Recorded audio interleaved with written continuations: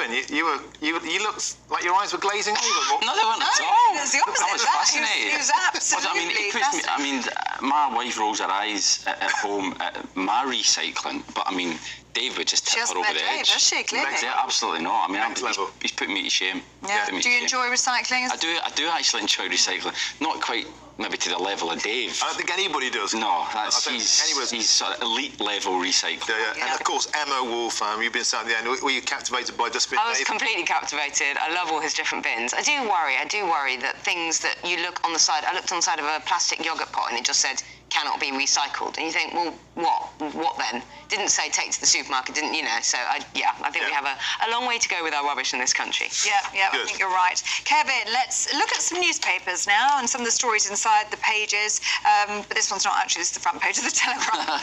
So working from home will permanently depress house prices by 10%.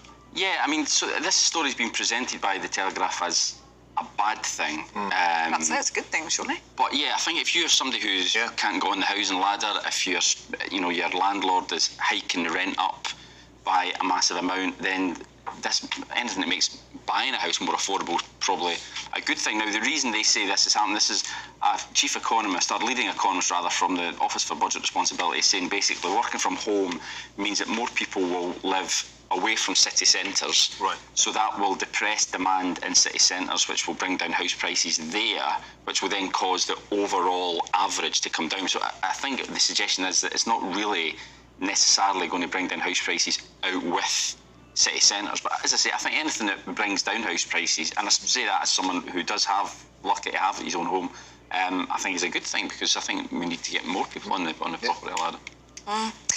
Emma, let's have a look at the Times, shall we? The front page, The Vanishing Princes. Yeah, so this is this portrait which lots of people, I think, know.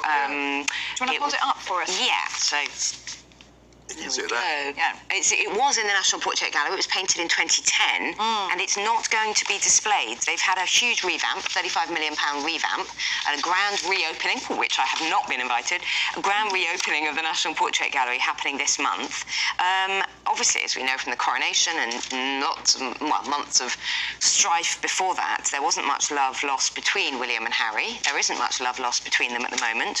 And now that this portrait, they're pictured in their their blues and their royals uniforms, much happier times, obviously, 2010, so they would have been a fair bit younger. And it's not going to be included in the rehang.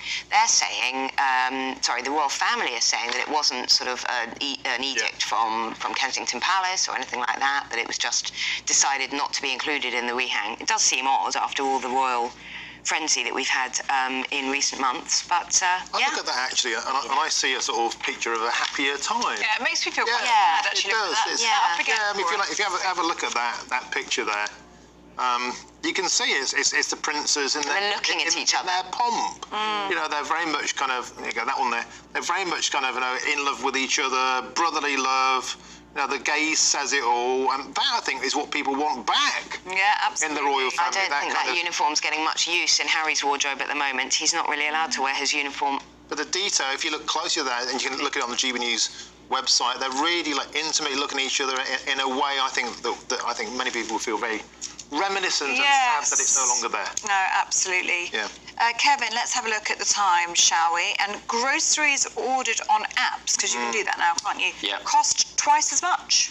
Yeah, well, I mean, it's very convenient, and obviously I think during lockdown in particular, these obviously increased in popularity, things like Just Eat, Uber Eats. However, the Consumer magazine has done some research, and the difference in price between buying in a supermarket and doing it via an app is absolutely extraordinary. Country Life unsalted butter, for instance, is 45% more expensive if you order it on Amazon. That is incredible. Bananas, Sainsbury's 85p, Uber Eats £1.75 for the same number. That's almost £1 more. And if you go to Iceland, basically what they've done is they've got a basket of standard goods. And in Iceland, in the shop, it'd be £36.63, but on Just Eat, it'd be £50.50. Wow. So, you're paying through the nose for the convenience. And so it is very convenient. However, at a time when inflation's going up, cost of living crisis, people are looking to keep an eye on the pennies. It might be an idea to actually make the effort to get This to the is supermarket. insane. Rather than It's one thing doing your online delivery order, but and ordering it from the supermarket and getting it delivered. But the people, I mean, I see them around where I live in London. People getting like burgers just delivered, like they're paying £20, £30 or whatever for a burger or fries, whatever, some bananas, a few bits and bobs from just groceries. You're paying a huge amount. You're paying so much more than you would in the supermarket or even ordering, through the actual. Without even realising it, really. And you're not comparing it in front of each other. That's fine. Just of course, it's convenient. People expect a delivery charge. Yeah. But I don't think what you expect is for each individual product to be ramped up in terms of the price. That's what I'm really shocked about. Yeah. It says here that the Just Eat £50.50 compared to Iceland £36.83. That is not including the fee for bringing it to your door, so it would be more than that. Individually. Yeah, and also ordering like a meal out or an Indian or something, ordering a Chinese is one thing. That's a treat and that's an evening thing, and you expect that to cost a little bit more.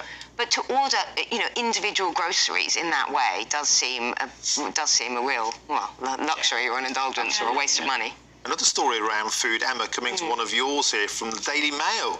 Children's airline food that's packed with up to 3 days' worth of sugar. Yeah, well, actually, it says that with fueling Britain's child obesity epidemic, I think you'd have to fly quite a lot for your child to get obese from their meals. But no, these airline meals, it's an absolute shocker. Parents have obviously very little choice. If you're on a long-haul flight, certainly, you don't have much choice except to feed your children unless you pack individual food, and some of these meals that the big airlines are providing can contain up to around 16 teaspoons of sugar. That's around 2 days worth of sugar for a child. So think things like mini cheddars, fruit paws, dairy milk. This is in one box. Dairy milk bar, jammy Dodgers, and a box of raisins. If you've ever had a child who's a little bit high on sugar, you know that that's not a good idea. To have a child, to have lots of children high on sugar in an aircraft. Oh, been there, got the T-shirt. Confined space. In a confined space on a long-haul flight sounds like a terrible idea, both from a kind of mental health perspective as well as their own health. Yes, mental health of the parents, usually when we're frazzled, that's why I turn to the G&T. I think we have to call it a day there. Emma, well, thanks for sitting patiently through Dustbin Day, but I know you loved it. And Carrie and Schofield. Loved it. Thanks for joining us again this morning. See you again soon. Thank you. Now, up next, it's a Manchester derby at the FA Cup final, but it's a red card on the rails as the trains are on strike. We're going to be taking you through that in the next segment. This is Breakfast on GB News.